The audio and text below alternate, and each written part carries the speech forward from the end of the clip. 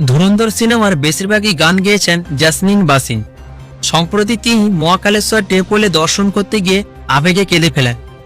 আপনি হয়তো খেয়াল করেছেন, অনেক মানুষ কোনো গুরুত্বপূর্ণ কাজের আগে বা কাজ সফল হওয়ার পরে মন্দিরে যায়, আর সেখানে গিয়ে অনেক সময় হঠাৎ করে চোখের জল চলে আসে।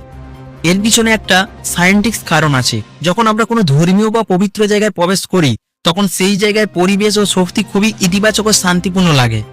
সেই পরিবেশে আমাদের মনের ভেতরে চাপ ধীরে ধীরে কমে যায়, মনে হয় আমরা নিরাপদে আছি, কেউ আমাদের বিচার করছে না।